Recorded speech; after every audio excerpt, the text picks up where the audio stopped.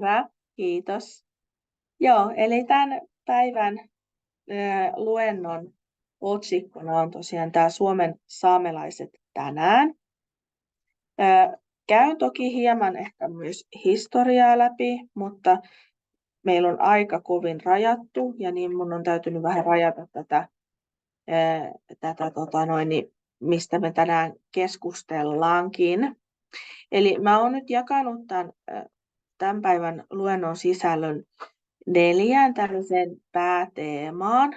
Toisia käsittelen vähän laajemmin, toisia vähän suppeammin. Ja sitten jos meillä jää aikaa tähän loppuun, niin sitten mulla on auki tuolla koneella muutama semmoinen hyödyllinen nettisivu, jonka osa mä mainitsenkin tässä sitten luennon aikana, niin me voidaan niitä katsoa siinä lopuksi, jos jää aikaa. Eli ensin puhutaan vähän siitä, että mitä saamelaiset on kansana, lukuja, määriä, niin edespäin. Katsotaan lyhyesti katsaus siihen. Sitten varmaan se, mikä ehkä teitäkin oletettavasti suurinta osaa kiinnostaa eniten, on nimenomaan saamen kielet. Ja niistä on yrittänyt ottaa silleen niin kuin kattavasti pääpiirteittäin ja erityisesti nimenomaan Suomen puolen alueella. Ja sitten saamelaista kulttuuria vähän. Siihen mä olen ottanut tuotsia, eli käsityötä, kirjallisuutta ja musiikkia. Kulttuurihan on muuten niin laaja, että on laaja alue, että pakko jollain tavalla rajata ja tein nyt tällaisen rajauksen tähän. Ja sitten tuo viimeinen aihealue, eli saamelaiset poliittisina ja yhteiskunnallisina toimijoina. Katsotaan siinä vähän, että mikä on saamelaiskäräjät ja miten muuten saamelaiset toimii valtayhteiskunnassa ja sitten tosiaan kansainvälisesti kansana.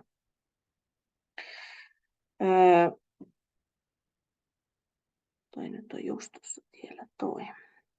Eli jos ajatellaan saamelaisia kansana, saamelaisethan on Euroopan unionin alueen ainoa tunnustettu alkuperäiskansa. Ja tosiaan tämä alkuperäiskansa-asema on Suomessa vahvistettu Suomen perustuslaissa. Ja Suomessa on noin 10 000 saamelaista. Ja tämä luku tosiaan tämä on hyvin niin kuin arvioihin perustuva, mutta tämä on nyt se, mihin on päädytty. Ja erityisesti se, että saamelaisista yli 60% asuu kotiseutualueen eli Enontekiön, Inarin, Utsjoen kuntien sekä Sodankylän kunnan pohjoisosien ulkopuolella. Eli niin kutsuttuina city-saamelaisina. Pitkään on sanottu, että Helsinki on Suomen suurin saamelaiskylä, mutta mä luin jostain uutisesta tässä hiljakkoin, että tämän tittelin on Helsingiltä varastanut Oulu.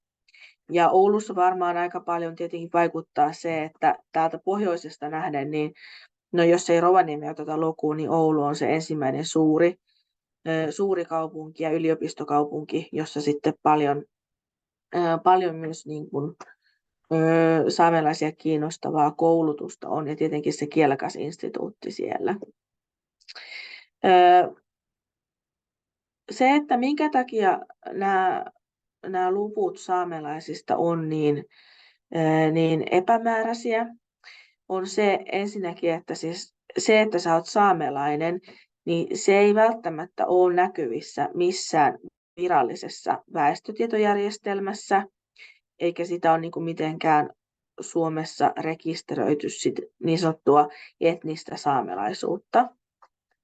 Vuodesta 2013 on voinut merkitä väestötietojärjestelmään äidinkieleksi koltansaamen, inarinsaamen ja pohjoissaamen. Sarilla oli täällä käsi ylhäällä. Ole hyvä, Sari. Joo, hei, tässä on Sari Pöyhönen ja tässä on mun vieressä mun kollega Antti. Ollaan ajamassa itse asiassa täällä Sodankylässä ja kohti Joo. Ivaloa, mutta Antilla olisi tässä kysymys. Joo, Joo. terve vaan. Semmoinen Moi. kysymys tuosta, että moi moi, että miksi baskeja ja suomalaisia ei lasketa eurooppalaisiksi alkuperäiskansaksi? Että kyllähän ne Venäjällä lasketaan suomalaiset alkuperäiskansaksi. Ja ne on hakenut myös Norjassa nuo kveenit sitä statusta. En mä tiedä, onko saanut.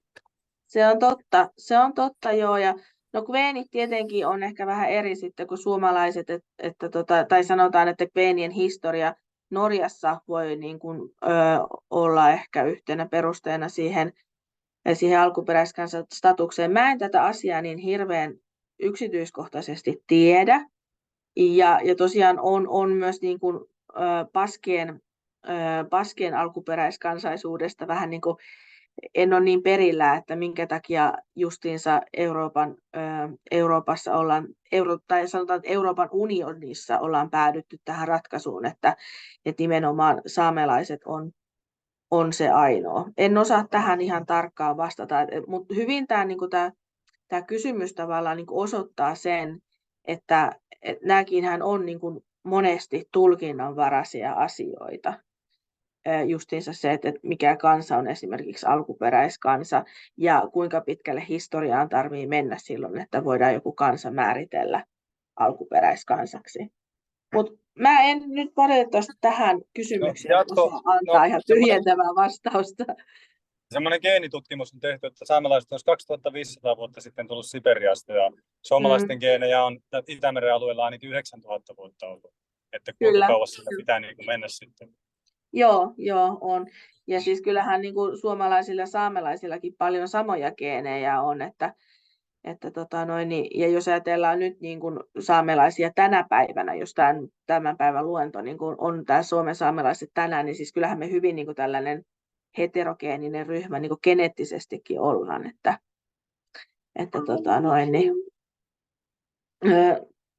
nämä on hyviä kysymyksiä, joihin mulla ei ole antaa kyllä tässä suoraa vastausta. Kiitos kysymyksestä. Joo, ja tosiaan niin se väestötietojärjestelmä, niin siinähän on ollut se parannus jo se 10 vuotta, että on pystynyt merkitsemään sen äidinkielen, mutta väestötietojärjestelmässä on se hankaluus, että sinne pystyy merkitsemään vain yhden äidinkielen. Ja silloin se merkitsee sitä, että moni saamelainen, joka mahdollisesti puhuu sekä suomea että jotain saamenkieliä, niin kuin molempia äidinkielen tasoisesti, niin on silloin merkinnyt sinne suomen kielen, tai että se on merkitty sinne ja sitä ei ole koskaan käyty vaihtamassa. Eli tämä väestötietojärjestelmän niin kuin kieliperäinen laskenta siitä, että ketkä on saamelaisia, niin ei mitenkään vastaa sitä todellista lukua. Ja toki vielä se, että monet saamelaisethan eivät edes puhu saamea. No, saamelaisia asuu perinteisillä asuma-alueilla Suomessa, Norjassa, Ruotsissa ja Venäjällä. Ja tosiaan Suomessa niin puhutaan saamelaisten kotiseutualueesta, mikä on tämä, mikä tässä tuli aikaisemminkin, eli Enontekiö, Inari, Utsjoki ja sitten tämä Sodankylän kunnan pohjoisosat. Ja kaikkiaan saamelaisia arvioidaan olevan noin 75-100 000 ja eniten juuri täällä Norjan puolella. Ja toki jos mietitään vaikka Venäjän pohjoisosia, niin kukaan ei tiedä sitä todellista määrää, kuinka moni etnisesti saamelainen siellä asuu. Ja tässä kuvassa on Saamen lippu. Meillähän on kansallispäivä 6. helmikuuta ja silloin nostetaan Saamen lippu salkoon. Ja tässä lipussahan näkyy tätä aurinkosymboliikkaa, eli saamelaisten taruston ja myyttien mukaan niin saamelaiset on auringon poikia, eli siitä tulee toi pyöreä kuvio tuohon lippuun. Ja noi kirkkaat värit, punainen, vihreä, keltainen, sininen, on niin kuin monesti nähtävissä saamen puvuissa, eli kaktissa. No sitten mennään teemassa eteenpäin mennään saamen kieliin. Saamen kielethän on Euroopan alkuperäiskansakieliä. Ja tosiaan saamenkielistä puhuttaessa niin ei tarkoiteta vain yhtä kieltä. Eli nykykielitutkimuksen mukaan kielimuotoja tunnetaan yhteensä 10. Ja voidaan ajatella, että jos akkalan saami, joka on tuolla niin kuin Venäjän puolella, että se saattaa olla niin kuin tällä hetkellä mahdollisesti jo kuollut kieli, niin silloin näitä 9 puhutaan edelleen. Ja tosiaan se puhuma-alue niin kuin leviää hyvin laajalle maantieteelliselle alueelle, Suomen, Ruotsin, Norjan ja Venäjän alueelle. Ja saamen kielet tunnustetaan Euroopan alkuperäiskansakielinä ja ne kuuluu suomalais-ugrilaiseen kieliryhmään ja ovat Itämeren suomalaisten kielten, kuten suomen ja viron etäsukukieliä. Ja tämä näkyy sanastossa ja tämä näkyy myös niin kuin kieliopissa ja sanojen rakenteessa. Eli on yhtäläisyyksiä, mutta on toki myös paljon erojakin. Ja kielitieteen mukaan saamen kielillä ja suomella on ollut tällainen yhteinen kantakieli, joka on ehkä erkaantunut joskus 3000-3500 vuotta sitten. Eli jos nyt ajattelee niin kuin historiallisesti, ei nyt kuitenkaan ihan hirveän pitkä aika. Tutkimuksethan on osoittanut esimerkiksi niin kuin Etelä-Suomessa löytyy monia paikannimiä, joilla voisi ajatella olevan saamenkielinen niin kuin kantanimi. Ja sitten tietenkin niin kuin väestön muuttaessa pohjoisemmaksi, niin silloin niin myös saamelaisten se asuinalue on siirtynyt pohjoisemmaksi. Ja tämä kuva, mikä tässä on mulla, tämä on Saamen kieliviikon logo. Ja tätä vietetään nyt itse asiassa lokakuussa, saamen kielten viikkoa. Se oli lokakuun 23. päivä alkavalla viikolla.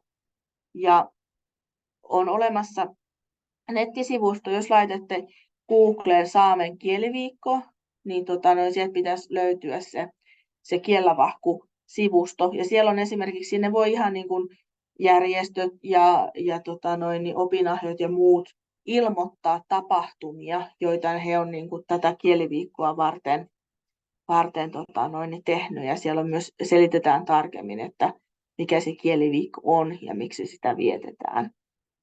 Mutta semmoinen tärppi siinä, että se on tosiaan kohta tulossa.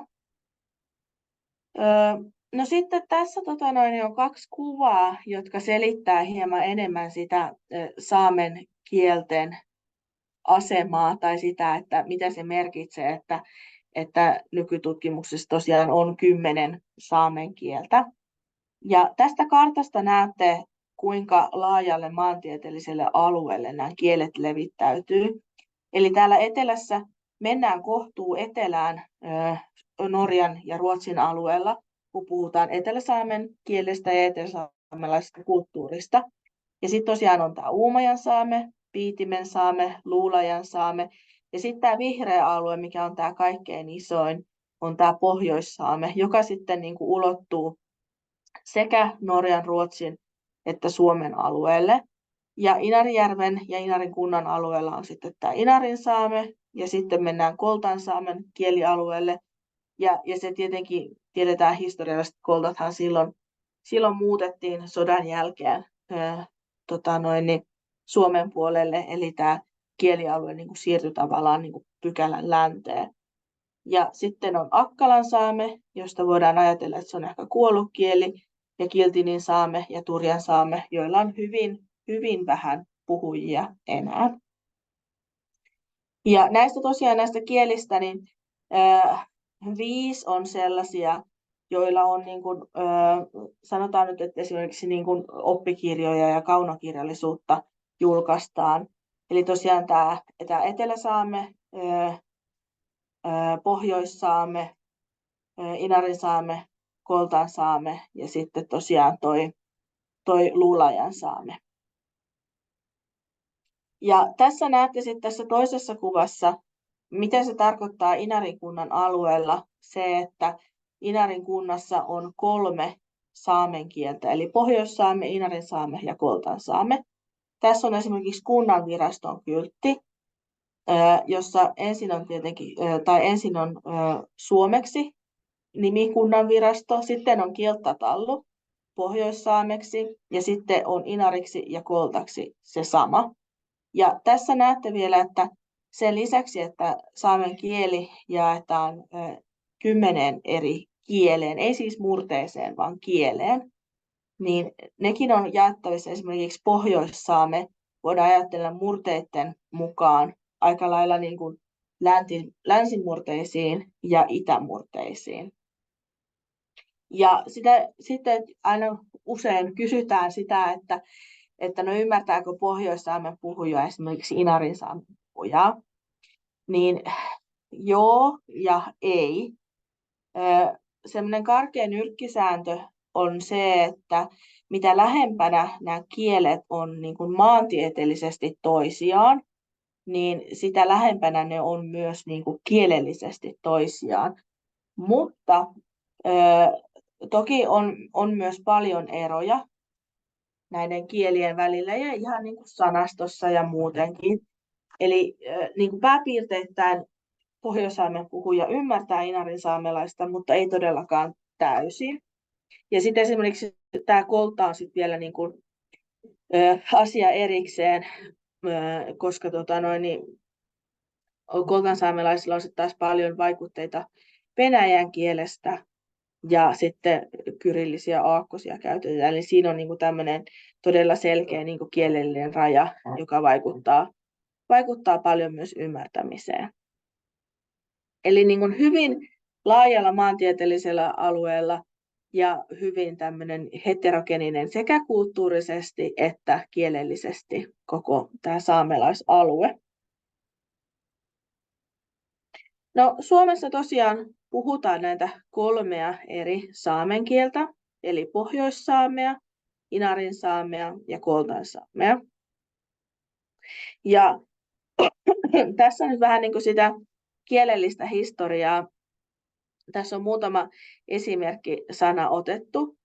Jos ajatellaan vaikka suomen sanaa matka, niin se on pohjoissaameksi mätki, inarinsaameksi sama mätki ja koltansaameksi, en osaa lausua, mutta suurin piirtein sinne suuntaan mätki.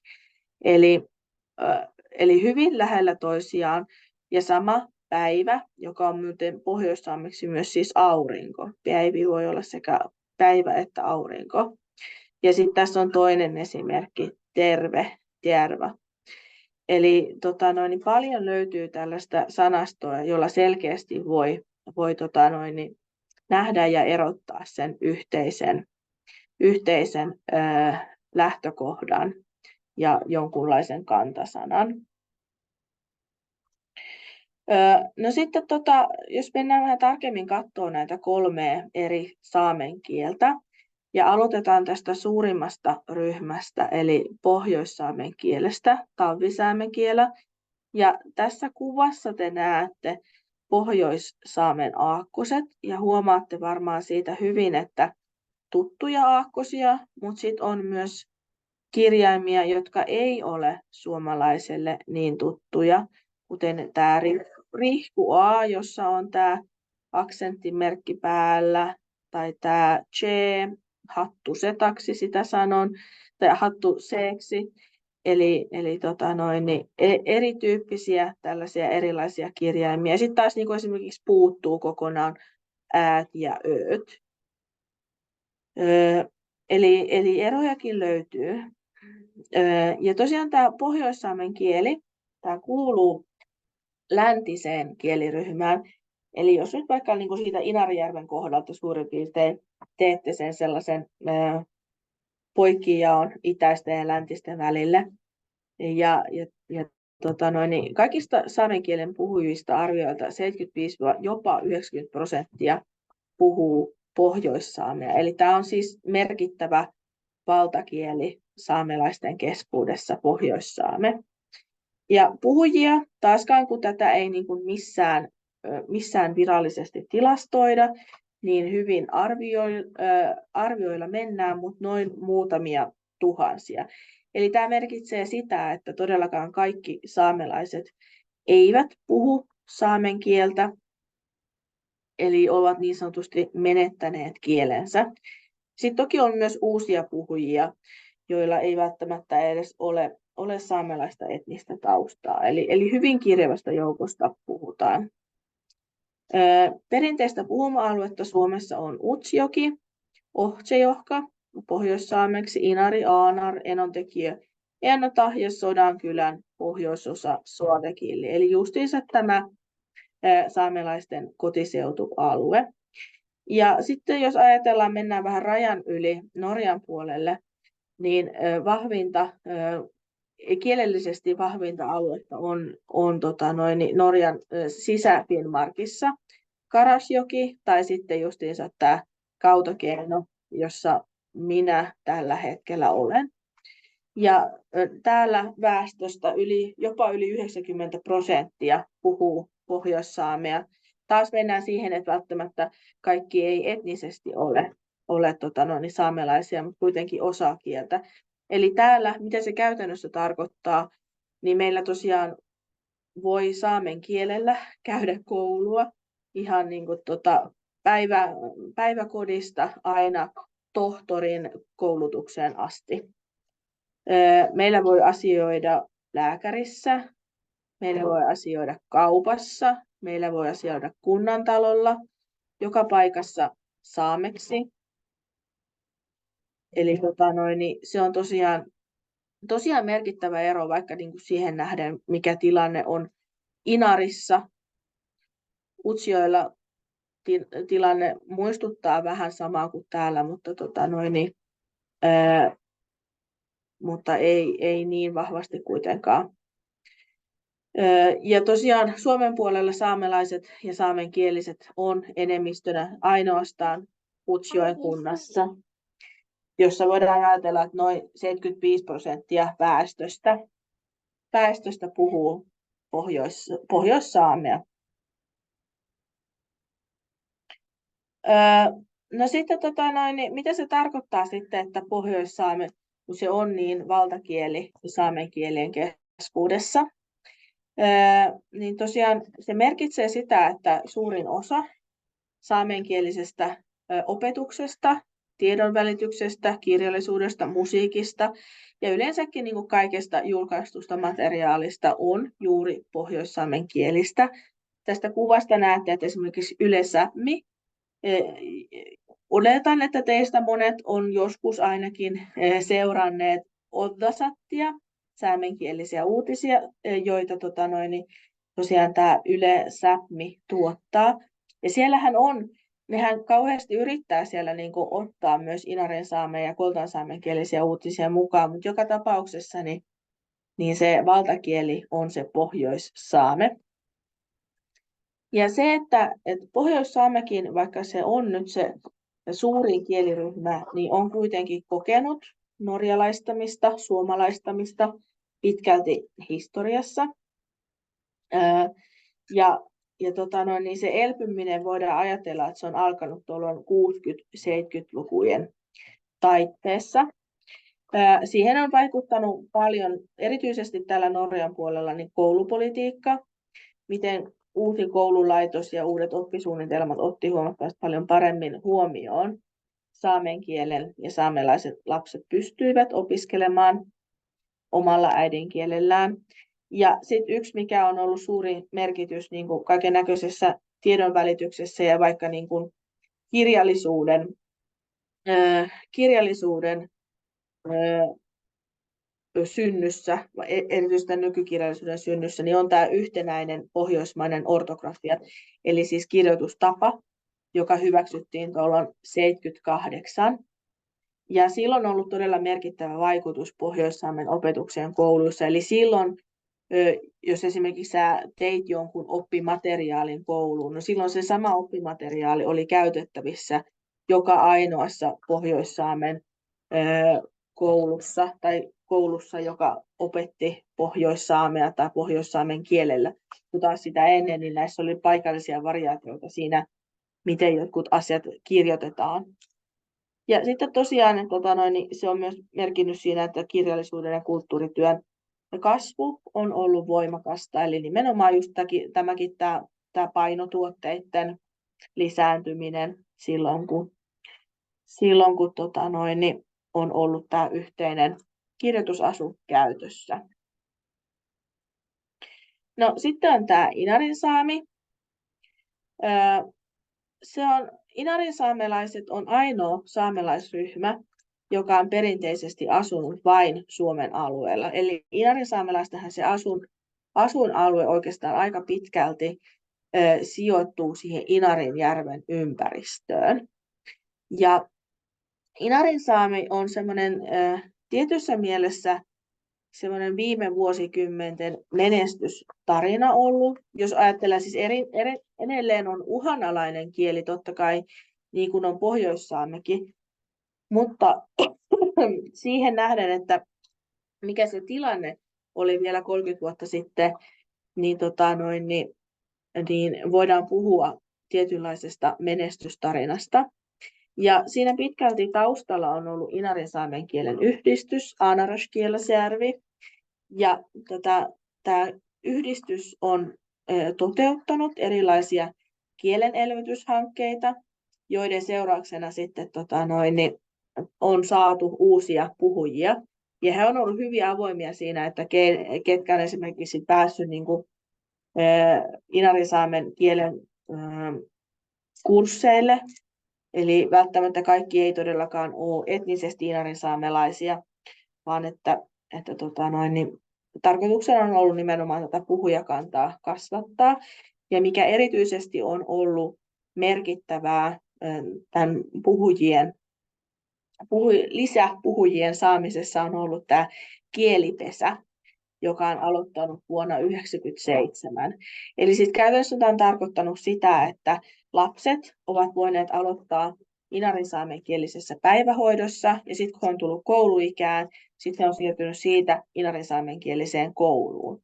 Ja tämä tarkoittaa sitä, että silloin kun lapset aloittaa nuorina siinä inarinsaamenkielisessä päivähoidossa, niin heistä tulee aikuisina äidinkielisiä inarinsaamelaisia tai inarinsaamenkielisiä.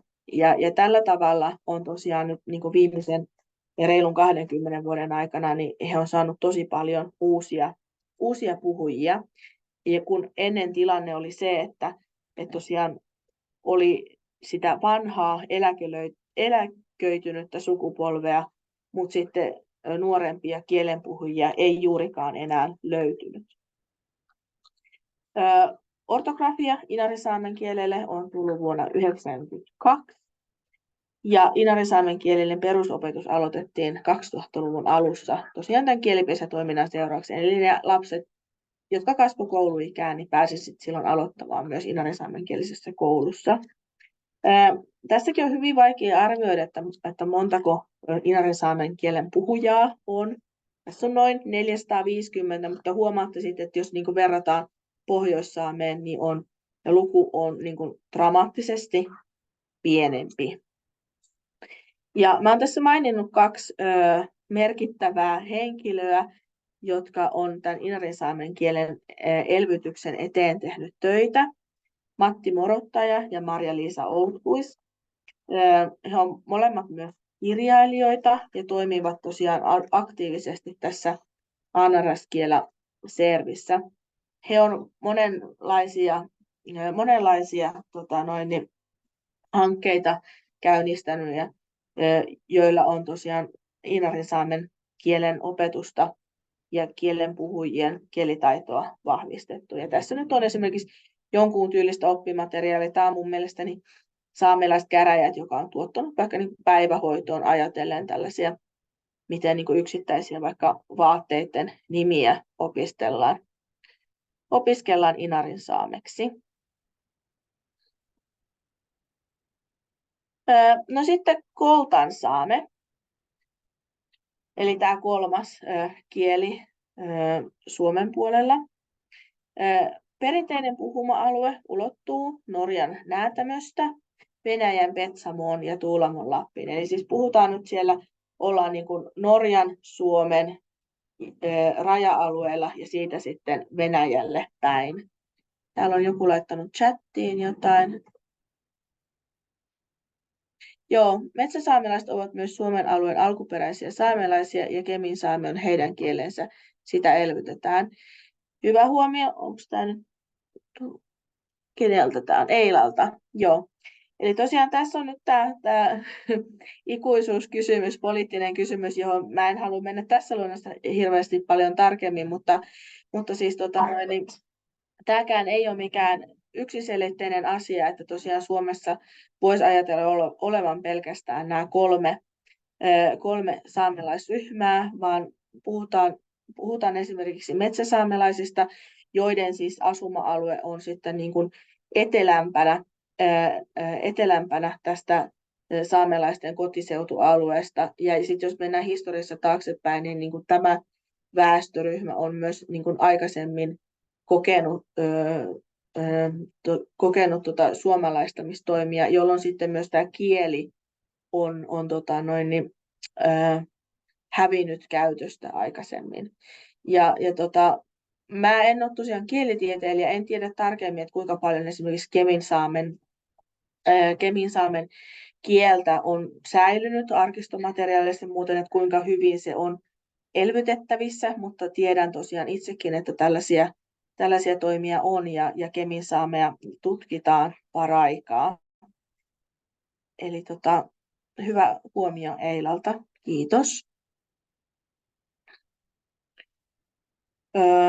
Joo, mä menen takaisin tähän Koltansaameen.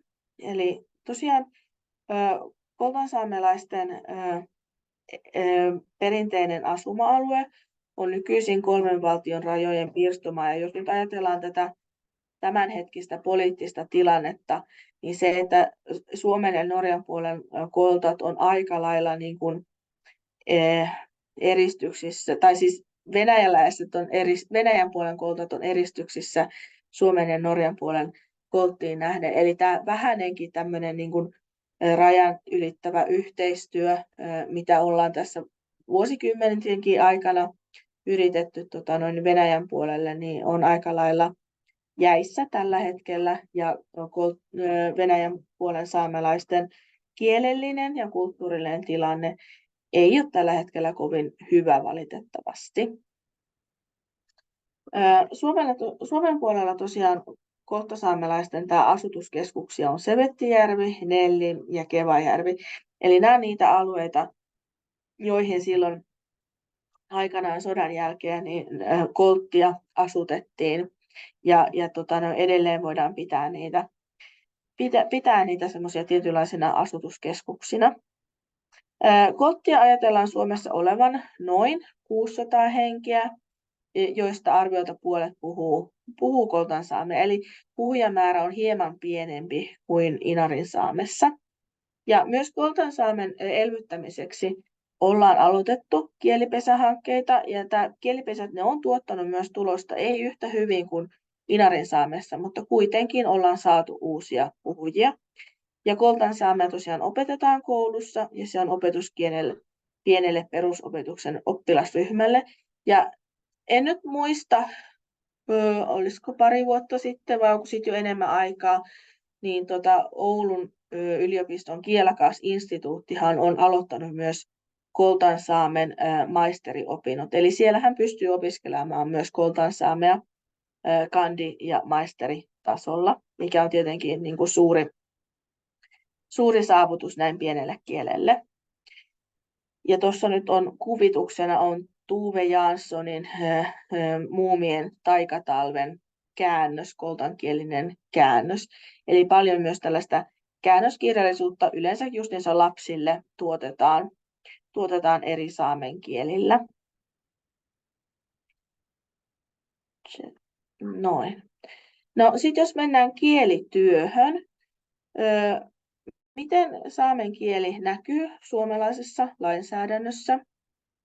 Perustuslaissa on, jonka mukaan saamelaisilla alkuperäiskansana on oikeus ylläpitää ja kehittää omaa kieltä ja kulttuuriaan. Ja saamelaisilla on saamelaisten kotiseutualueella kieltään ja kulttuuriaan koskeva itsehallinto siten kuin lailla säädetään. tämä on se, mitä niin kuin perustuslaki sanoo saamen kielestä. Sitten on olemassa erikseen saamen kielilaki, jonka mukaan saamelaisten kotiseutualueella, eli tämä Inari, Enontekio, Utsjo, Sodankylän kunnan pohjoisosat, saamelaisilla on viranomaisissa asioidessaan aina oikeus valintansa mukaan käyttää saamea tai suomen kieltä. No, tämä ei ole kovin hyvin toteutunut. Nyt tämä asia on parantunut. Esimerkiksi Kelan palvelut on viime vuosina parantunut huikeasti. Ja Kelalla on paljon materiaalia nykyään saatavilla myös saamen kielillä. Tässä tämä kuvituskuva on Saame kielakaltu, saamen kielikaltion tällainen logo. Eli tämäkin on tämmöinen yksi saamelaiskäräjien hanke, jonka avulla on perustettu tämmöinen Saame kielakaltu, joka sitten toimii justiinsa saamen kielten vahvistamiseksi ja tämmöisenä tietynlaisena niin kuin infopalvelunakin, eli sitä kautta voi hakea tietoa saamen kielistä, voi hakea vaikka esimerkiksi, jos on tarvetta kääntäjälle tai tulkille tai muuten, niin tämä on semmoinen tietynlainen niin kuin palvelu sekä saamelaisille, mutta myös muille. No sitten opetuksesta, jos puhutaan, niin saamen kieliä käytetään opetuskielinä ja niitä opetetaan äidinkielen ja vierankielen oppiaineena perusopetuksessa ja lukiossa. Ja tässä nyt niin kuin erityisesti tietenkin puhutaan saamelaisten kotiseutualueen kouluista. Kaikissa 3 saamen kielessä on mahdollista suorittaa äidinkielen ja vieraankielen kokeen ylioppilastutkinnossa. Ja näitä jonkun verran on, siis ei ole kuin ihan muutamia vuosittain, mutta kuitenkin. Ja tämä saamen kielten etäopetushanke, joka on käynnistynyt 2018, on tällainen yritys tuottaa saamen kielen ja saamen kielistä opetusta saamelaisten kotiseutualueen ulkopuolella asuville lapsille. Kuten tuossa jo aikaisemmin totesin, tosiaan 60% saamelaista asuu saamelaisalueen tai saamelaisten kotiseutualueen ulkopuolella, ja näistä todella moni on lapsia. Eli tämä etäopetushanke on tuonut mahdolliseksi sen, että pystyy opiskelemaan saamen kieltä, vaikka tosiaan asuisi Helsingissä tai Vaasassa tai missä tahansa päin Suomea. Ja tämä on ollut myös suuri edistysaskel. Sitten toisen asteen oppilaitos on saamelaisalueen koulutuskeskus Inarissa, jossa voi esimerkiksi käydä vuoden koulutuksen pohjoissaamen kielessä, jolloin siis lähdetään ihan alkeista ja sitten hyvin intensiivisesti opiskellaan sitä kieli 1 lukuvuoden aikana. Sitten kaikkia 3 Suomen saamen kieltä voi myös opiskella yliopistoissa. Ja tässä tosiaan on tämä Oulun yliopiston kielakas-instituutti, jonka mä olen tässä jo maininnutkin aikaisemmin, jolla on sitten kansallinen erityisvastuu saamen kielten korkea-asteen koulutuksesta ja tutkimuksesta. Sitten saamen kieltä voi opiskella myös Helsingin ja Lapin yliopistoissa. Ja sitten jos tullaan tänne rajan toiselle puolelle, niin sitten tosiaan meillä on täällä Säämi Allaskuula, saamelainen korkeakoulu, joka sitten tarjoaa äidinkielistä opetusta saamen kielessä, mutta sitten meillä on myös tällaisia alkeiskursseja. Ne on todella suosittuja. Meillä tänä syksynä 1 ryhmän sijaan jouduttiin aloittamaan 2 ryhmää, koska meillä on niin valtavasti hakijoita. Eli näissä on myös ajatus se, että saamen kielen opiskelu aloitetaan ihan alkeista. Opetus on hyvin tiivistä ja kestää sen puoli vuotta. Ja sen jälkeen voi vielä kevätlukukauden jatkaa siinä tavallaan sellaisesta jatko-opintomahdollisuudessa. Ja sitten kun nämä on suorittanut, niin silloin on sen jälkeen mahdollista hakea vaikka meidän kandidaatin tutkinto-ohjelmaan. Eli silloin tavallaan niin kuin saavuttaa sen kielellisen pätevyyden siihen, että pystyy hakemaan meidän opintoihin, jotka siis on kaikki niin kuin saamenkielisiä ja tarkoitettu lähinnä justiinsa äidinkielisille opiskelijoille. Eli on paljon mahdollisuuksia kieltä opiskella, ja toki tiedän, että myös muita kansalaisopistoja ja muita tällaisia kesäyliopistoja tai vastaavia, jotka tarjoaa sitten kielikursseja etänä tai lähiopetuksena.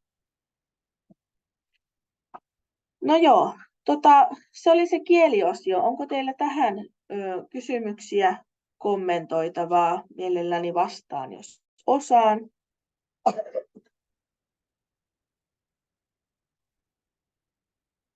Jos ei ole, niin katsotaan sitten vähän hyvin karkeasti saamelaista kulttuuria. Olen tosiaan nostanut tähän nyt nämä 3 aihealuetta. Eli tämä käsityö tuotsi ja sitten kirjallisuus ja saamelainen musiikki. Ja nämäkin tosiaan lähinnä niin, että jos tämän luennon innoittamana tai muuten, niin haluatte etsiä lisätietoa, niin täällä on tosiaan lähteitä, mistä sitä löytää. Jos me ensin katsotaan tätä saamituotsia, eli saamelaista käsityötä, niin saamituotsi sillä viitataan saamelaisen käsin tekemään tuotteeseen. Ja nämä nimenomaan on tällaisia niin kuin perinteistä käsityötä, perinteisistä materiaaleista, perinteisillä tavoilla valmistettuja käsitöitä. Ja näiden esineiden mallit ja koristelutyylit, ne pohjautuu vanhoihin käyttöesineisiin, joita aikaisemmin lähes jokaisen oli osattava tehdä. Eli justiinsa esimerkiksi niin kuin vaatetus, astiat, puukot, tällaiset vastaavat, joita niin kuin tarvittiin jokapäiväisessä elämässä ja vaikka esimerkiksi porotöissä tai vastaavissa. Ja nykyään voidaan ajatella, että aika monet tämän saamituotsi nimen alla tehtävät käsityöt on tietyn näköistä taidekäsityötä. Ne on aika kalliita, koska tosiaan usein ne tehdään ihan alusta asti itse. Jos ajatellaan vaikka sisnaa, tätä niin kuin poron nahkaa, josta voidaan tehdä vaikka laukkuja tai housuja, no, aikalaista monenlaisia käsitöitä, niin sehän tehdään ihan alusta asti niin kuin ihan siitä, että jos ajatellaan, niin kuin nyljetään poro, sitten käsitellään se nahka, siitä lähtee ne karvat, sitten se nahka parkitaan ja niin edespäin, mahdollisesti vielä eri lailla pärjätään. Eli se on niin kuin ihan alusta asti käsityötä ja sitten sen jälkeen suonilangalla vielä ommellaan, niin se toki tietenkin niin kuin kasvattaa sen lopullisen käsityön hintaa. Ja tämä saamelainen käsityöesine, niin se on pohjimmiltaan se on niin kuin funktionaalinen, käytännön tarpeisiin tehty. Voitte ajatella vaikka kuksaa, mikä on siis niin kuin perinteisesti pahkasta vuollaan. Semmoinen kuksa, siis tämmöinen niin kuin juoma-astia, niin sehän on hyvin tämmöinen funktionaalinen ja toisaalta niin kuin pelkistetty. Ja sitä sitten saatetaan niin kuin koristella, kaivertaa sitten tietyin tavoin, jotta siitä saadaan koristeellisempi.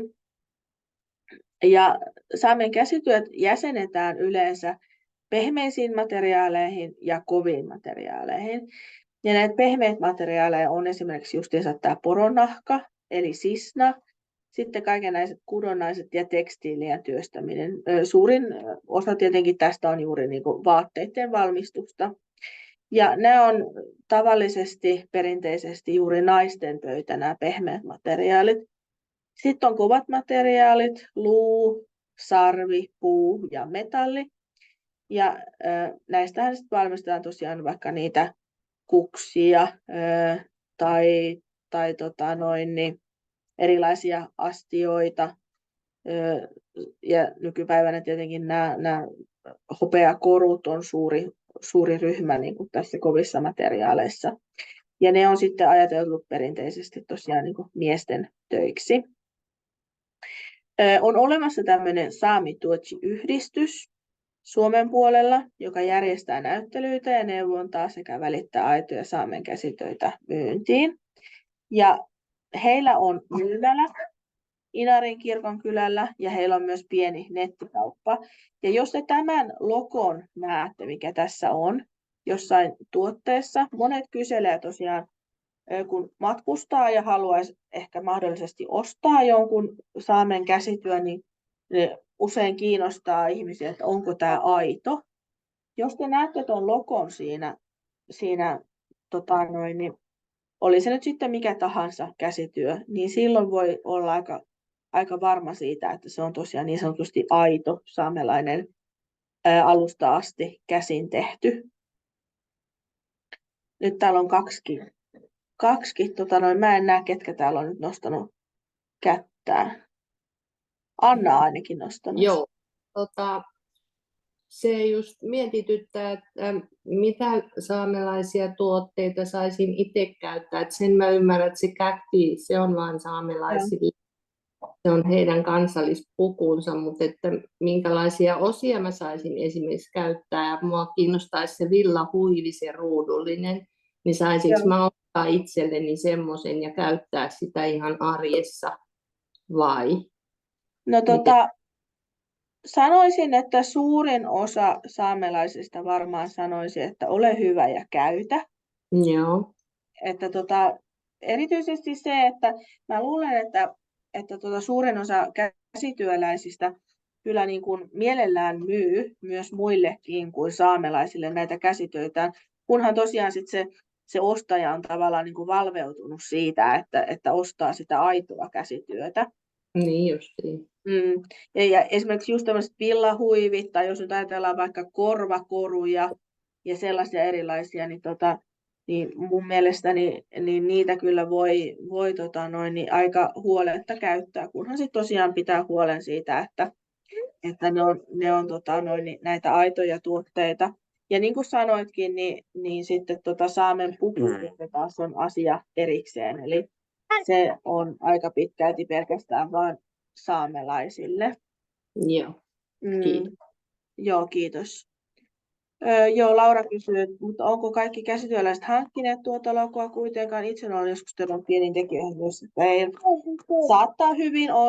Saattaa hyvin olla, että näinkin on, että kaikilla ei sitä ole. Mä en tiedä, tarviiko siitä maksaa jotain lisenssiä, vai miten se niin kuin käytännössä toimii, tämä Saami Tuotsi-logo, mutta niin ainakin nämä kaikki tuotteet, mitä he myy nettikaupassa, niin niillä on tämä logo, ja siellä on tosiaan myös niin kuin pieniäkin tekijöitä mukana. Äiti vielä töitä. Kauppa menee totta kiinni. Ei mene kiinni. Villahuivi ole osa saamen pukua talvisin. Tämä huiviasia on itseänikin mietityttänyt. Joo, se on ihan tosi juttu, että villahuivi on osa saamen pukua. Mutta nykykäytössä voi ajatella, että esimerkiksi mäkin laitan monesti, mulla on toppatakki päällä ja sitten mä laitan siihen se villahuivin. Niin en mä näe siinä mitään erikoista, että joku ei-saamelainenkin voisi tehdä samalla tavalla, että käyttää villahuivia toppatakin kanssa. Se on ehkä vähän eri asia, sit jos alkaisi käyttämään vaikka vyötä tai sisnakenkiä. Kengistäkin on, siis tää on tää Keron kenkätehdas tuolla Ruotsin puolella, niin heilläkin on siis se perinteinen sisnakenkä, joka kuuluu saamepukuun, mutta sitten heillä on myös tällaisia modernimpia malleja, joita mun mielestä ne käyttää monet muutkin kuin saamelaiset. Niin se on ihan ok. Oliko tähän aiheeseen vielä? Mä en näe, oliko täällä vielä käsiä nostettuna, joihin mä en ole vastannut. Mutta mä ymmärrän sen hyvin, että tämä herättää niin kuin paljon ihmetystä ja mietintää siinä, että mitä tavallaan uskaltaa ostaa. Uskaltaa ostaa ja uskaltaa käyttää. Ja se, että jos voi niin kuin olla siinä niin kuin itselleen tapustaa selkää, että jos tällaisia kysymyksiä kysyy, niin silloin on jo oikealla tiellä asiassa, eli on asiaa miettinyt ja osaa ottaa selvää siitä.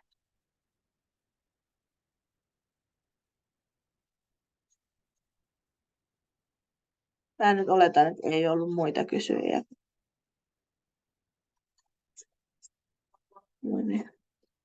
No sitten tuosta pienestä kuvasta siihen sen tarkemmin menemättä, niin siinä tosiaan näkyy nyt, että mitä kaikkia eri osia saamen puvussa on. Ja nämä niin kuin perinteisestihan kaikki tehdään käsityönä. Niin mallit vaihtelee, eli saamen puku käkti pohjoissaameksi. Mallit vaihtelee alueittain. Eli jokaiselle niin sanotusti saamelaisryhmälle on olemassa oma tapansa, miten tämä puku valmistetaan ja tavallaan niin kuin minkälaista kaavaa siinä noudatetaan. Ja justiinsa nämä värit, koristenauhat, niiden summittelu, ne kertoo tämän kantajan saamelaisryhmän ja aika usein myös suvunkin. Eli jollain suvulla saattaa olla vaikka tietty tapa tai tietty järjestys, miten niitä värejä laittaa. Ja Suomen puolella on olemassa 5 päämallia: Tenon, Enontekiön, Kautokenon, Sodankylän, Vuotson, Inarin ja Koltarsaamen puku. Ja näitä pukuja valmistetaan nykyisin tosi monenlaisista materiaaleista. Tämä verka on se perinteinen, mutta sitten on myös puuvillaisia ja keinokuitukankaisia tällaisia niin sanottuja kesäpukuja. Mutta sitten on silkkiä. Silkkiähän on tämä, niin kuin tässäkin on tällä piirroksen naisella, niin tämä huivi on usein silkkiä. Sitten saattaa olla pitsiä.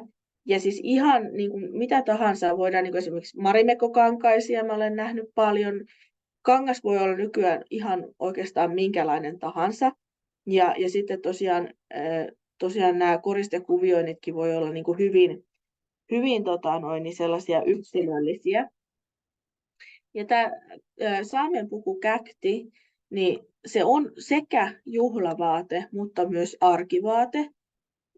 Eli perinteisestihän se on ollut ihan arkinen vaate, eikä välttämättä todellakaan näin koristeltu kuin mitä nykypäivänä, mutta sitten aika usein monilla on niin semmoinen arkisempi käkti olemassa ja sitten semmoinen juhlavampi, tai sitten sitä voi juhlistaa vaikka laittaa.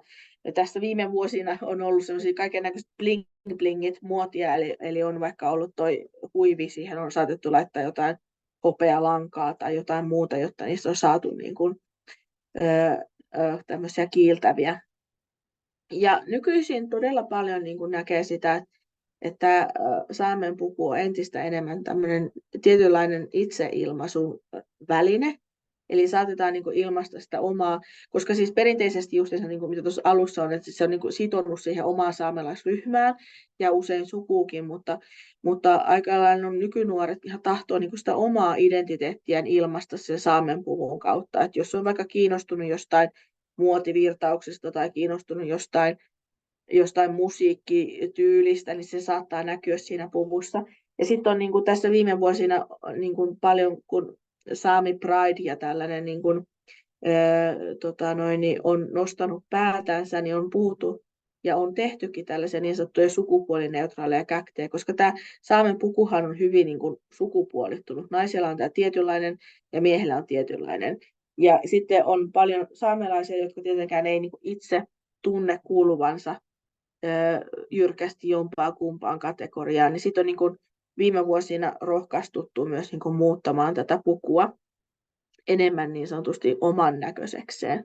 Eli nykypäivänä voi nähdä kyllä aika lailla monenkinlaisia versioita saamen puvusta, jos vaikka menee tuonne kesäfestareille johonkin, niin sieltä voi monenlaista pongata.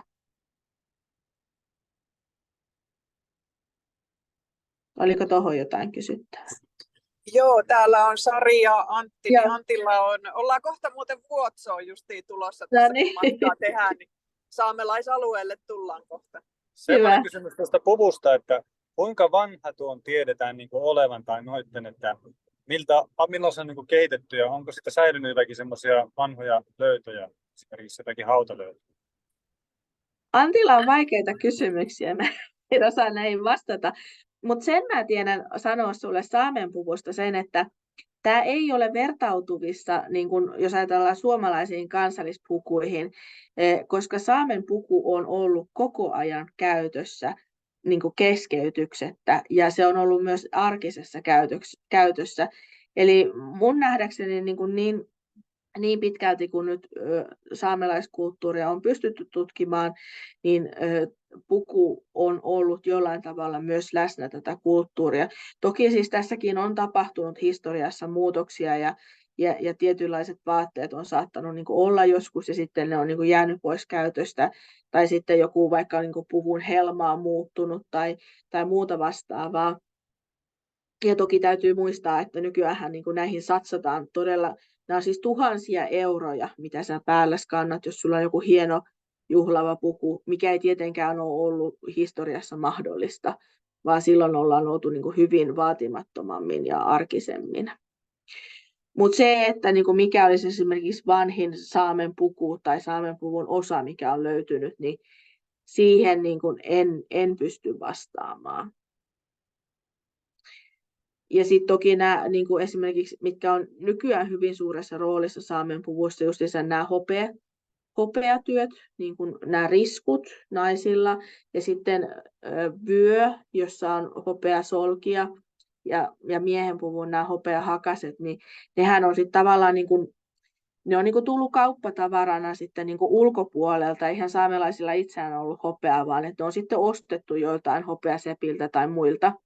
Ja niissä on paljon nähtävillä sellaisia malleja ja kuvioita, jotka on niin kuin, vaikka ollut niin kuin norjalaisillakin joskus muinoin käytössä, mutta sitten niin kuin Norjassa ne on tavallaan väistynyt ja hävinnyt, mutta sitten saamen puvuissa säilynyt. Eli näilläkin on tämmöisiä niin kuin yhteyksiä, ei kaikki ole niin sanotusti niin autenttista ja pysyvää.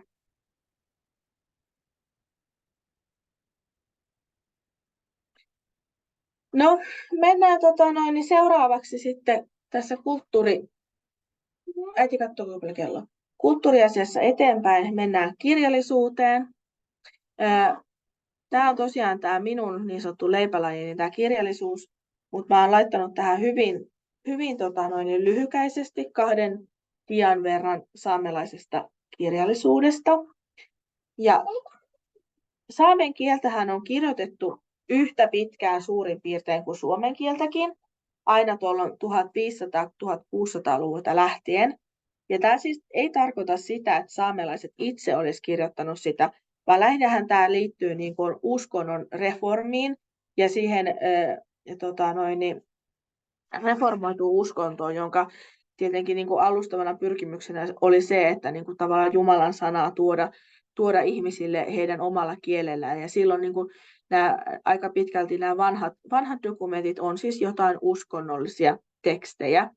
Ja papit on sitten jollain tavalla opetellut kirjoittamaan jonkunnäköistä saamen kieltä.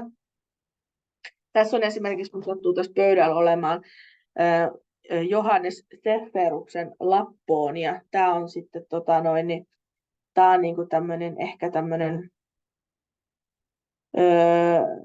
tämmöinen niinku teos, joka on ollut näitä varhaisimpia tällaisia saamelaisen kulttuurin käsikirjoja. Ja täällä on esimerkiksi selitetty paljon. Tämä ei ole saameksi kirjoitettu, mutta täällä on mukana Olaus Sirman, pappi hänkin, niin hänen muistiinmerkitsemät 2 joikua, joita pidetään siis ensimmäisinä esimerkkeinä saamelaisesta kirjallisuudesta, jotka on säilynyt tähän päivään. Ja tämä Lappoonia-teos on siis vuodelta 1674. Mutta siis tällaisia yksittäisiä tekstinäytteitä on olemassa. Mutta jos mennään ihan siihen, että saamelaiset itse ovat omalla äidinkielellään alkaneet julkaista kaunokirjallisuutta, niin silloin meidän täytyy mennä tuonne 1900-luvun alkuun. Ja tässä mä olen maininnut 2. Johan Turin Muistelussäämi-pirra, eli kertomus saamelaisista, jonka sitten 100-vuotisjuhlapainoksen kansi on tässä kuvassa.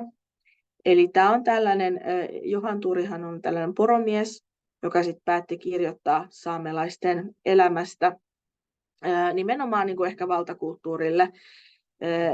Ja se on ihan tämmöinen klassikkoteos ja se on myös suomeksi käännetty. Sitten Suomen puolelta Utsjoelta Pedar Jalvi julkaisi hyvin ohkaisen tällaisen teoksen, missä oli runoja ja muutamia tällaisia novellikatkelmia. Muohtachalmit, eli lumihiutaleet, 1915. Eli tosiaan ne varhaisimmat sijoittuu tuonne 1900-luvun alkuun. Mutta sitten kuitenkin, jos puhutaan saamelaisen nykykirjallisuuden alusta, niin se sijoittuu tuonne 1970-luvulle ja erityisesti 80-luvulla niin on tullut paljon lisää uusia tekstityyppejä, niin kuin lastenkirjallisuutta ja vaikka draamakirjallisuutta ja muuta. Nyt on taas chatissa joku vaatetusta löytynyt 1600-luvulta. Kalmisto on nykyisen Savukosken kunnan alueella. Joo. Eli tosiaan tämmöisiä yksittäisiä niin kuin tässäkin ihmiset kysyy jo Kalmisto, eli hautalöydöksestä kysymys. Eli tosiaan yksittäisiä vaatetuksia varmastikin löytyy, enkä osaa sanoa ollenkaan, että miltä ajalta ne varhaisimmat on. Mutta tämäkin niin kuin todistaa sen, että tosiaan tämä saamenpuku niin on ollut hyvin pitkän historiassa käytössä ja tosiaan niin sanotusti keskeytyksettä toisin kuin vaikka tällaiset suomalaiset kansallispuvut. Mutta joo, saamelainen nykykirjallisuus 1970-luvulla on saanut alkunsa. Sen ajan tietenkin merkittävimpinä kirjailijoina Nils Aslak Valkeapää, joka siis myös on tämmöinen joijun elvyttäjä. Olette varmaan hänestä kuullut ja kannattaa ilman muuta googletella lisää, jos ette ole tutustunut. Ja sitten Kirsti Palttu, joka on tehnyt todella pitkän uran kirjailijana ja julkaissut monenlaista kirjallisuutta, novelleja, romaaneja, lyriikkaa, lastenkirjallisuutta ja draamatekstejä. Voidaan ehkä valtalajina pitää lyriikkaa. Nykyään myös julkaistaan paljon muutakin, mutta varmaan se lukijamäärän vähyys ja se kustannus, toiminnan kalleus ja hankaluus on niin kuin ollut sellainen tietty tavallaan ulkopuolinen määrä ja siihen, että valtalajina nimenomaan loistaa tämä lyriikka, koska se on ehkä jos miettii, että romania kirjoittaa, niin siihen saattaa kulua helpostikin vuosi, kaksi, ja sit, jos ei sille saakaan kustantajaa, niin työ on mennyt hukkaan. Paljon myös on saatavilla käännöskirjallisuutta, ja sitten nykypäivänä on paljon myös julkaistu varsinkin näitä runokokoelmia kaksikielisin, eli saattaa esimerkiksi aukeamalla olla toisella puolella se runo saameksi ja toisella puolella se runo sitten jollain muulla kielellä, suomeksi tai norjaksi tai mikä onkaan. Tämän tyyppistä, jotta sitten tosiaan niin se kirjallisuuden levittäminen olisi helpompaa. Tuohon on muutamia kirjoja listannut. Tässä on noin 2, mitkä jo mainitsinkin, tosiaan tuo Johan Turin kertomus saamelaisista.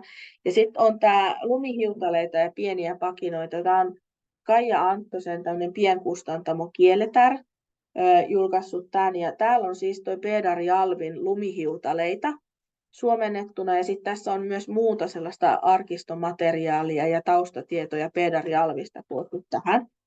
Eli jos se kiinnostaa, niin tällainen on olemassa. Sitten Kirsti Paltolta on Voijaa minun poroni. Se on yksi osa tällaisesta trilogiasta, joka sitten sijoittuu tuonne maailmansotien jälkeiseen aikaan ja tällaisen saamelaisen yhteiskunnan murrokseen. Sitten Nils Aslak Valkeapään päätyö, runokokoelma Aurinkoisäni, joka on julkaistu myös suomeksi. Sitten tällainen nykykirjailija, runoilija Ingemari Aikio. Häneltä on käännettynä ainakin toi Maailmalta tähän, Maailmistasa, joka siis on hyvin tämmöinen henkilökohtainen teos, jossa hän kertoo sitten omasta niin kuin ajastaan, kun tapasi puolisonsa ja menivät naimisiin ja saivat lapsen. Tämä on runokokoelma. Ja sitten hän on myös viime aikoina julkaissut runokokoelmia. Tuossa on Kuhtaloki Outsi Chuolta, 69 pylvästä joka on sitten tämmöinen eroottinen runokokoelma. Ja tämä on nyt justiinsa esimerkki sellaisesta, että sama kokoelma niin kuin sisältää sen runon samalla aukeamalla niin kuin sekä pohjoissaameksi että suomeksi. Sitten Niilas Holmberg, hänen esikoisromaaninsa Halla Helle, joka siis on suomeksi julkaistu. Nyt vissiin on parhaillaan käännetty pohjoissaameksi. Hän on myös julkaissut paljon runoutta, mutta lähinnä pohjoissaameksi aikaisemmin. On vissiin kaksi kokoelmaa, runokokoelmaa häneltä myös suomeksi. Sitten on lasten ja nuorten kirjallisuutta, käännös Kirste Paltolta, Valkoinen kivi, Vilkes Keätki. Ja sitten tässä on 2 tällaista runoantologiaa, jotka sisältää siis käännettyä runoutta. En laske, en koskaan. Ja sitten se on Kaija Anttosen kääntämä ja kokoama. Ja sitten on tämmöinen Tuulisolmut, joka on sitten tutkija Kaisa Ahvenjärven tällainen nykyrunoutta sisältävä runoantologia. Ja sitten mä olen laittanut tähän teille linkkinä tämmöinen Saamisbibliotek-tjeneste, joka toimii niin kuin Tromsan kunnan alueella. Ja tämä on niin kuin tosi kätevä linkki, jos menette sinne kotisivuille. Tämä on niin kuin se kuva siitä, alkukuva sieltä kotisivuilta. Niin tämä on tällainen sivu, jolla he julkaisee ihan kaiken saamelaisen kirjallisuuden, mitä ilmestyy. Ja tämä ei ole siis pelkästään saamen kielistä, vaan se saattaa olla, että se on julkaistu jollain muulla kielellä, vaikka norjaksi tai miksei suomeksi. Ja sinne niin kuin tulee aikajärjestyksessä. Aina kun tulee joku uusi niiden ulos, niin he niin kuin julkaisee sen tiedon siellä. Ja sitten sieltä pystyy hakemaan myös niin kuin kirjallisuuslajeittain, esimerkiksi lasten kirjallisuutta, romaania, tai hakea jonkun tietyn kirjailijan nimellä, mitä kaikkea on julkaistu. Tämä on tosi kätevä sivusto. Sitä en tiedä, kuinka hyvin esimerkiksi suomalaisista kirjastoista näitä teoksia on saatavilla, mutta jos kiinnostaa samanlainen kirjallisuus, niin kannattaa ilman muuta mennä tuonne sivustolle katsomaan, että mitä kaikkea niin kuin on. Ja nämä ei ole kaikki kaunokirjallisuutta, vaan siellä on siis ihan niin kuin tietokirjallisuutta ja sitten on ihan oppikirjoja ja kaiken näköistä, mitä vaan ikinä onkaan julkaistu, niin on löydettävissä tuolta. No joo, mennäänkö sitten musiikkiin? Oliko tuosta kirjallisuudesta jotain kysyttävää? Mä katson, mitä kello on. Joo, varttia. Joo, jos mietitään perinteistä saamelaista musiikkia, niin se on tietenkin joiku. Ja se on Suomen puolella luettavissa 3 eri kategoriaan. Niin tässä on nyt taas nämä 3 saamelaisryhmää, joilla jokaisella on vähän niin kuin erilainen tämä joikuperinteensä. Eli on tämä pohjoissaamelainen joiku, joka on yksin esitettyä vokaalimusiikkia.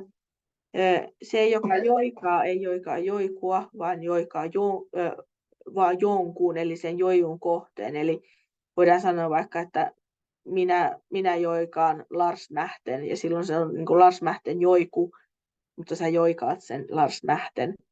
Ja sitten niin kohteita voi olla erilaisia, paikkoja, eläimiä, luontoa, ja toki nämä henkilöjoijut on ehkä se kaikkein suurin ryhmä. Sitten inarisaamelaisten liute on suurilta osin hyvin samantyylinen kuin pohjoissaamen joiku. Näitähän on siis monenlaisia. Saattaa olla niin kuin paljonkin sanallista sisältöä, tai sitten saattaa olla, että on vain niin kuin äänteitä tai jotain onomapotoeettista kielenkäyttöä. Eli näitä on hyvin, hyvin erilaisia. Ja sitten on tämä kolttasaamelainen leut, joka sitten poikkeaa näistä 2 aika tavalla. Se on niin kuin enemmän kerronnallista, sisältää ihmisiä, elinympäristöjä, paikallishistoriaa, kuvaavaa muistitietoa. Ja tosiaan rakenteellista periaatteeltaan poikkeaa hyvin pohjoissaamelaisesta joijusta. Ja näillä voi nähdä yhteyden karjalaiseen ja venäläiseen perinteeseen. Eli tosiaan niin kuin enemmän kerronnallista se kielenkäyttö kuin mitä sitten liutessa tai joikussa on tyypillisesti. No sitten nykymusiikkia. On siis niin laaja kirjo, että mitenkään ei voi kaikkea käydä tässä läpi. Saamelaista nykymusiikkia ja nykyartisteja on hyvin, hyvin erilaisia. Toki monet julkaisee edelleen tällaista joikua, tai että se joiku on jollain tavalla läsnä siinä musiikissa, vaikka siinä olisikin niin kuin instrumentteja, tai se olisi jollain tavalla sovitettu johonkin tiettyyn melodiaan ja muuta. Mutta siis tosiaan genrejä löytyy kyllä todella paljon erilaisia. Saamen kielellä räpätään, ja tosiaan saamelainen musiikkikin seuraa kansainvälisiä musiikkitrendejä, niin kuin mikä tahansa muukin musiikki. Sami Musiikka-akatemia löytyy Utsjoelta, jossa sitten koulutetaan musiikin alan osaajia. Se on nyt muutaman vuoden ollut toiminnassa. Siellä siis on soiton ja laulun opetusta ja tietenkin myös joijun opetusta. Saamelaisia tuossa on kirjoitusvirhe, nykyartisteja Suomessa on tässä muutamia luetellut. Tässä on Solju, joka on tässä kuvassakin, eli tässä on Ulla Pirttijärvi ja hänen tyttärensä Hilda Länsman, jotka muodostaa tämän Solju-duon. He on Utsjoelta. Sitten tässä on räppääjiä, Ailu Valle, joka räppää pohjoissaameksi, ja Amok, joka räppää inarinsaameksi. Hänen isänsä on tämä Matti Morottaja, jonka mainitsin aikaisemmin, joka siis on näitä keskeisiä inarinsaamen kielen elvytyksen hahmoja. Sitten Vimmesaari, joka tekee myös tämmöistä perinteistä joikua, mutta sitten tekee myös tämmöistä vähän niin kuin elektrojoikua. Hänhän on tosi pitkän uran tehnyt artistina. Sitten on Anna Määrä Ensemble, eli Anna Näkkäläjärvi-Länsman, joka sitten esiintyy oman yhtyeensä kanssa. Siinä on myös joikua, mutta myös niin kuin tällaista musiikkiin sovitettua joikua aika pitkälti. Sitten on tämmöinen uusi Young Miku, Mihku Laiti. Tämä on, jos Talenttia katsoitte aikanaan, niin, niin hän on Utsjoelta tämmöinen nuori räppiartisti. Ja nyt on muuten Yle Areenassa nähtävillä tämä Revontulten räppäri, jossa tämä Mihku Laiti kertoo omaa tarinaansa. Kannattaa katsoa, kun se on ainakin nyt siellä nähtävissä. Ja sitten tosiaan Niilas Holberg, hänkin myös esittää ja tuottaa paljon musiikkia oman kirjallisen uransa ohella. Eli tässä nyt on muutama mainittuna, ja sitten tosiaan jos menette vaikka YouTubeen tai minne vaan, niin sieltä löytyy paljon lisää. Ja mä nyt otin tähän vaan niin kuin Suomen puolen artisteja, että täällä Norjassahan on sitten vielä enemmän, ja täälläkin on tosi kova niin kuin toi niin sanottu räppiskene, eli paljon tällaisia justiinsa ton musiikkigenren uusia ja nuoria nimiä on olemassa. Sitten just on sen verran aikaa, että ehditään käymään nämä viimeiset slaidit läpi. Eli toi saamelaiskäräjät, jos puhutaan saamelaisista poliittisina ja yhteiskunnallisina toimijoina, niin silloin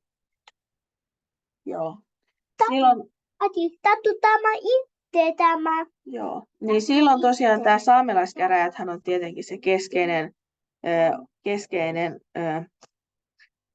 taho. Ja nythän justiinsa käytiin, oliko se nyt sitten edellispäivänä, tuli saamelaiskäräjien vaalien tulokset. Ja mä en tiedä, oletteko se seurannut Saamen uutisia, mutta vaalien tulokset tuli ja nyt sitten aletaan muodostamaan uusia käräjiä. Eli tämä saamelaiskäräjäthän perustettiin lailla saamelaisten itsehallintoelimeksi 1996. Toimii oikeusministeriön hallinnon alalla, mutta on tosiaan itsenäinen valtion viranomaisista. Ja rahoitus tulee tuolta valtion budjetista. Ja tärkein tehtävä saamelaiskäräjillä on toteuttaa perustuslaissa sille säädettyjä tehtäviä, eli toteuttaa saamelaista kulttuuri-itsehallintoa sekä turvata saamelaisten alkuperäiskansakulttuurin säilyminen ja kehittyminen.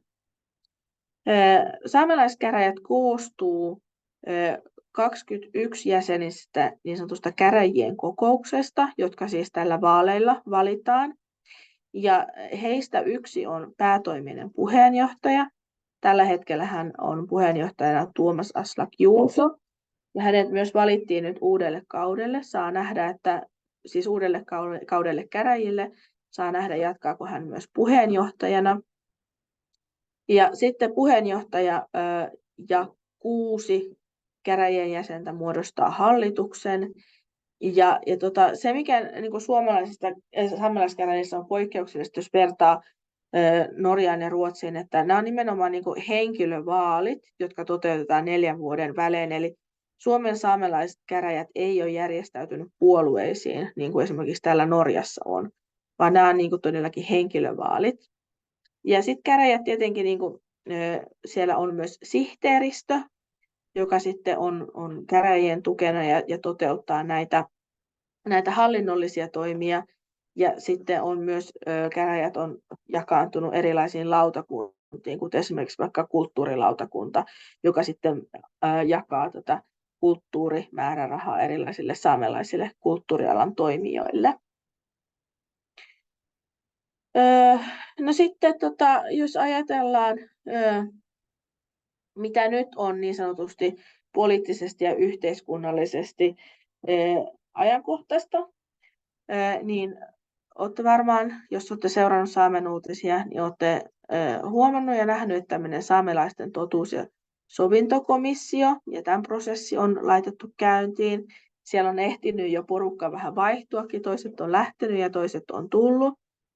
Mutta tosiaan tällainen on asetettu Suomeen ja sen päämääränä olisi tunnustaa ja arvioida saamelaisten historiallista ja nykyistä syrjintää, mukaan lukien valtion sulauttamispolitiikka sekä oikeuksien loukkauksia, selvittää, miten tämä vaikuttaa saamelaisiin ja heidän yhteisönsä nykyisessä tilanteessa, ehdottaa, miten voitaisiin edistää yhteyttä saamelaisten ja Suomen valtion välillä sekä saamelaisten keskuudessa, ja lisäksi sitten lisätä tietoisuutta saamelaisista Suomen alkuperäiskansana. Eli näin tämä on niin kuin tämän totuus- ja sovintokomission mandaatti tavallaan luotu.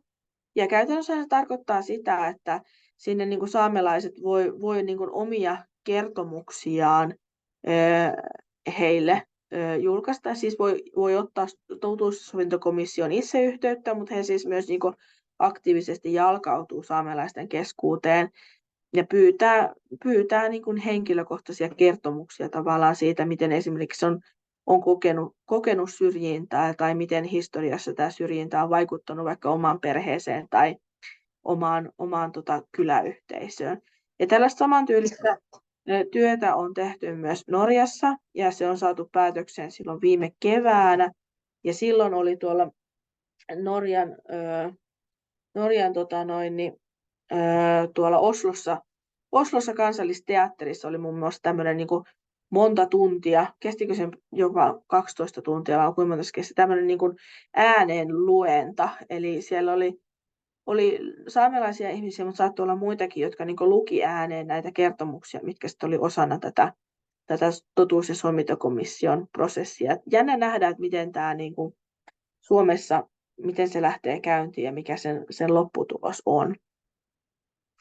Sitten täytyy muistaa myös, että saamelaiset toimii kansainvälisesti saamelaisina, ja tässä tietenkin ehkä se edustuksellinen elin on justiinsa tämä saamelaiskäräjät, joka on muun muassa mukana tässä World Council of Indigenous Peoples, eli alkuperäiskansojen maailmanneuvostossa, joka on, olisiko nyt 74 muistaakseni perustettu alkuperäiskansojen tällaiseksi kansainväliseksi edunvalvontajärjestöksi.